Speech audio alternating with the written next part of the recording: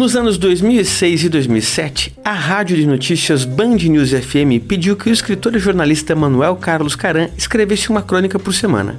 Foi assim que surgiram as Crônicas de Alhures do Sul, lidas pelo próprio Caram no fim da tarde de toda segunda-feira. Eu sou Bruno Caram, filho do autor, e trago nesse podcast algumas crônicas e curiosidades sobre elas. –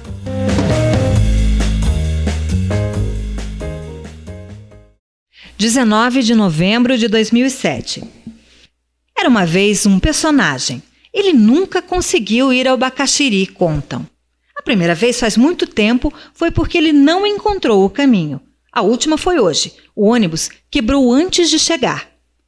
Começou a chover, passou um táxi que só aceitou ir para o centro. Não conseguir chegar ao Bacaxiri pode ser uma mentira que contam dele. Atropelado por uma bicicleta perto do Bacaxiri. Assim, conheceu o Cajuru, no pronto-socorro, 5 pontos na testa. Fácil ao Portão, Santa Felicidade, Vila Oficinas, de ônibus, de bicicleta, na carroça emprestada pelo polaco. Só não ao Bacaxiri. Água Verde, muitas vezes. Guabirutuba, quando quisesse. Juvevê, tão perto, vizinho, pois até passeou pelo Juvevê em tarde de domingo. Várias vezes ia do passeio público a pé de tão pertinho o Juvevê. Juvevê sim, Bacaxiri não. Porque uma chuva, ou a hora, ou alguma coisa, e voltar. Distante Bacaxiri, chegar lá nunca. Era uma vez um personagem. Ele não sabia que era um personagem. Se soubesse, não teria desistido de ir ao Bacaxiri.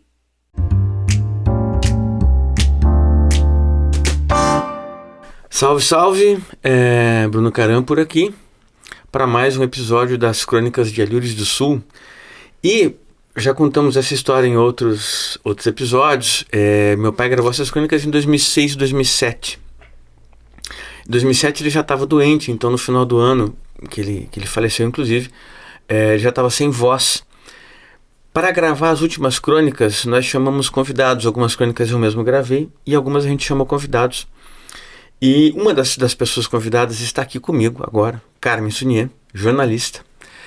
Ela gravou uma crônica muito especial e ela está aqui agora para conversar com a gente sobre essa crônica, sobre o Caram e sobre as memórias que nós temos do Manuel Carlos Caram. Carmen, por gentileza, Crônica do Bacaxiri, o que você me diz?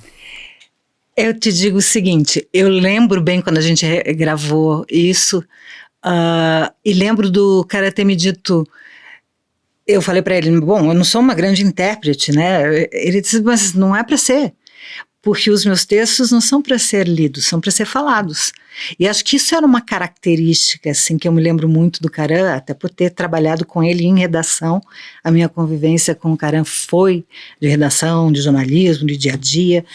E o texto de TV é um texto assim curto, né? É para ser objetivo, é para ser direto, e nisso ele era um mestre, né? A única coisa que eu acho que difere completamente o jornalismo da literatura é que a literatura você inventa, mas não quer dizer que ele não tenha de alguma forma inventado também no jornalismo, no seguinte sentido, ele sempre dizia para todo mundo que trabalhava com ele, né? Mas não tem um outro jeito de contar essa mesma história, né? Então, esse exercício de tentar contar a mesma coisa, o factual do dia a dia, as coisas que se repetem, que se tornam chatas e tal, tentar dar uma roupagem, assim, um pouco mais atraente, mais divertida, muitas vezes, né? E isso era a essência, eu acho, do Caram para nós, do jornalismo, né? Ele era chefe, eu sempre chamei ele de chefe, né? Era o nosso chefe, e ele absolutamente nos liberava para pensar, para soltar, para criar, né? No formato, não nas informações. As informações a gente sempre foi muito fiel, mas assim, no jeito de dar, de passar para frente essas informações, isso sim. Isso ele sempre nos deu aula, assim, de como liberar, né? Como soltar, como ser livre, né? Essa é uma das maiores e mais emocionantes lembranças que eu tenho do teu pai. Foi uma convivência longa. Eu comecei em jornalismo em 1983, fomos juntos trabalhando até 2007, ele ainda trabalhava, né? Em vários lugares diferentes, a gente trabalhou em 2 TVs, a gente trabalhou juntos na assessoria da prefeitura, na assessoria do Palácio Iguaçu, a gente trabalhou em muitas campanhas, né? Esse texto e essa forma divertida assim, de colocar as coisas, inclusive se refletia nas campanhas, porque ele fazia um jornal mural da campanha, né? Então, todos os dias, todo mundo corria para ver quais eram as notícias do dia, e eram notícias internas, assim, fofoca, bobajada, assim, mas era isso, ele era um agregador, né? Ele conseguia tornar os ambientes legais, bons, né? Sadios, assim. Ele era uma figura essencialmente sadia mesmo, assim, e alegre, e divertida, e oportuna, e sempre tinha uma piada em cima, e conhecia muitos autores e muitas citações, era de uma riqueza absoluta. Então, ele tinha essa coisa encantadora, né? Acho que foi por isso que na época eu não me incomodei, porque apesar de ser jornalista eu sempre fui meio tímida, não senti constrangimento de ler um texto do Caram, porque eu sabia que eu não teria que fazer uma grande interpretação. Bastava ler. E ele era um imã, né? E aí você trouxe aqui para o nosso podcast um lado do Caram que a gente não falou ainda, né? Então a gente falou do Caram cronista, né? Do Caram escritor, eu falei do Caram pai, mas ainda não tínhamos falado sobre o Caram jornalista, que era não sei precisar se era a maior faceta, mas era um ponto muito grande na vida dele, justamente nisso de notícias, de noticiar fielmente, mas não da forma mais tradicional. Uma coisa que ele me falou sobre literatura, e aí acabei de descobrir que ele estende isso ao jornalismo também. Você pode contar qualquer história. Você pode contar Romeu e Julieta. Mas a forma como você vai contar que vai fazer a diferença. Vai tornar convidativo ou não. Então ele faz isso com o jornalismo também. Fazia isso com o jornalismo. Até te dei um exemplo, vou repetir aqui. Um exemplo de como é que funcionava a cabeça do Caram e como ele mexia com a redação. A gente fazia um jornal, chamava Terceira Edição. E ali estavam os colegas que você conheceu todos. Era eu, Kátia, Neia Milton, o Kleina apresentava, o Delgado, Fernandinho, era uma trupe, né? A gente trabalhava juntos e tal. Quase e uma depois trupe teatral. Quase que uma trupe também teatral. É outra faceta do Caram. E depois a gente ia para o Bar Palácio, enfim, né? Então tinha essa coisa assim de jornalista de estender a noite, né? Era muito legal. Mas, enfim, quando a gente chegava na redação, uma das primeiras providências, invariavelmente, era pegar a pauta, olhar e assim, ok, então o que nós vamos fazer? A gente não necessariamente ia fazer aquela pauta, ou pelo menos não ia fazer daquele jeito, né? E aí o exemplo que eu estava te contando é de uma Páscoa em que, bom, em Curitiba sempre se faz, né, a representação da história de Cristo e tal. E naquele ano essa representação do Grupo Lanteri ia ser no Centro Cívico. E aí a provocação estava exatamente em como é que ia ser essa coisa, essa história ia ser contada ali no Centro Cívico. E ela ia ser contada assim, uma parte diante do Palácio Iguaçu, outra parte diante da Assembleia Legislativa, outra no Tribunal de Justiça, outra no Tribunal de Contas. Então, por conta dos prédios, a gente amarrou a história do Grupo Lanteri, né? E assim, então aqui Judas, né? E acabou ficando uma matéria muito, muito divertida, assim, e me parece que é muito a cara dele, né? De provocar a gente para sair essas coisas, né? E aí era eu e o Neia Milton que fizemos a matéria, cada um estava num lugar, e aqui, né? A gente ficava na frente do local, então aqui Cristo foi crucificado, aqui, né?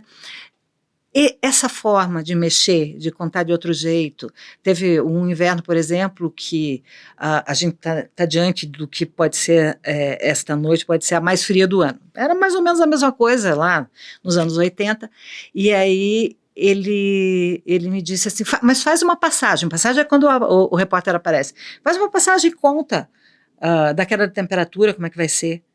E aí eu faço a matéria me vestindo, né? Olha, essa noite, né, você coloca um casaco, vai ser assim, coloca uma manta, vem um casacão, gorro, tapa-orelhas, luva, né? Vou me vestindo para falar da temperatura e tal. É isso, sabe? É falar a mesma coisa, que pode ser a boa e velha previsão do tempo, ou fazer uma coisa mais Quase divertida. que teatral na televisão. Ou um pouco teatral, né? Eu acho que o meu pai, ele não tinha muita fronteira na cabeça dele. Ele sabia o que era teatro, ele sabia o que era literatura, ele sabia o que era jornalismo, ele sabia todas as diferenças, mas ele misturava tudo. Mas essa era a diversão dele, né? Inclusive cinema, inclusive música, tudo, né? E futebol, né? Futebol, as paixões dele, assim. Isso era engraçado, né? Ele gostava de futebol, né? Ele não era o intelectual clássico, embora fosse um intelectual. Ele tinha isso, né? Tudo, eu acho, a gente olhando hoje, né, de longe, tudo era misturado, né? Tudo junto e misturado na cabeça do teu pai, né? Inclusive, quando eu fui separar essas crônicas vou tentar definir algum tema, alguma linha principal da crônica. Eu peguei várias crônicas que tinham 2, 3 linhas principais. Eu posso abordar essa crônica por aqui, por ali e agora. O que eu faço? Essa crônica do Bacaxiri, por exemplo, ele está descrevendo muito a cidade. Sim. Ele sempre foi muito ligado com a cidade. Muito ligado com a cidade. E tinha muito conhecimento sobre Curitiba, a história dos bairros e tudo mais, né? E isso acho que o jornalismo, a assessoria, tudo isso trouxe, né, para ele. Mas ele também brincava com essas coisas. E essa crônica aqui é muito legal porque mostra bem essas confusões que ele fazia, né? Ela começa dizendo que era uma vez um personagem, Ou seja, é um livro ou é uma peça teatral? E aí ele cria a história de que o cara nunca conseguiu ir para o Bacaxiri. Ora, Bacaxiri é um bairro de Curitiba como qualquer outro. Por que o cara haveria de não conseguir ir para o Bacaxiri? Qual é tem Bacaxiri? Ônibus, tem táxi, dá para ir a pé de bicicleta, de qualquer forma. Por que não chegar no Bacaxiri, né? Mas aí ele constrói essas ideias todas de que o cara não chega e tal, que ele chega até o Cajuru, né? Porque lá tem um hospital, pronto-socorro e tal, tem um acidente, mas para o Bacaxiri não conseguiu. Foi até o Juvevê quase, mas não chegou no Bacaxiri. Mas ele termina com a seguinte brincadeira, né? Era uma vez um personagem e ele não sabia que era um personagem. Se soubesse, não teria desistido de ir ao Bacaxiri. Porque o personagem pode ir para qualquer lugar, né? Então, é essa coisa assim, talvez como jornalista, né, ele tivesse que ter um pouco mais de limite, assim, para construir a história, porque ele tem que ser fiel aos fatos. Aos fatos, exato. Mas quando ele cria um personagem, esse personagem voa, tá né? Vai, faz o que quiser ou não. e tal. Então, não chegar no Bacaxiri é divertidíssimo, né? Porque é improvável, né? E o improvável é muito legal de lidar. E essa riqueza das palavras, eu gosto muito da construção, o jeito que ele escreve, né? De um ônibus, de bicicleta, na carroça emprestada pelo polaco. Por que pelo polaco, né? Porque é uma coisa carinhosa de Curitiba chamar de polaco e tal. Só não ao Bacaxiri, né? Água Verde muitas vezes, né? Guabirituba quando quisesse. Quer dizer, qualquer bairro era acessível, mas o Bacaxiri não dava. Por que o Bacaxiri não dava? Porque na cabeça dele ele inventou isso e se divertiu. E imagino ele rindo muito, né? Eu tenho a impressão que o cara ria muito escrevendo, não sei. Eu acho que sim, acho que ele contava as piadas e ele mesmo ria. Ele tem um vídeo que ele fala isso, né? O escritor tem que ser egoísta. A primeira pessoa que tem que se interessar pelo que você escreveu é você mesmo. Então, com certeza, ele achava muita graça nas coisas que ele ria sozinho. Você viu teu pai escrevendo, não? Eu vi ele revisando livros. Ele imprimia. Tá. Uma vez eu cheguei na casa dele ali no Bom Retiro. Ele estava com um calhamaço de folha de sulfite. E o livro já estava impresso, com várias observações à caneta. Uhum. E ele lendo. E eu parei e fiquei olhando ele lendo aqui, lendo ali e tal. Eu fiquei quieto, ele lendo, aí eu, né, oi pai, tudo bem? Ah, não, eu tô revisando um livro aqui, tá. Ele lia, daí ele pegava, anotava alguma coisa, riscava o que ele tinha feito a caneta e escrevia outra coisa. Tipo, não ia terminar nunca esse negócio, né? Não. A Kátia que tinha que tirar da mão dele, então. Senão não tinha, compulsivo, assim. Ele colocava aquela regra pra ele, né? 9 da noite ele parava de trabalhar com literatura, porque se não parasse ele não ia nem dormir, ele continuava.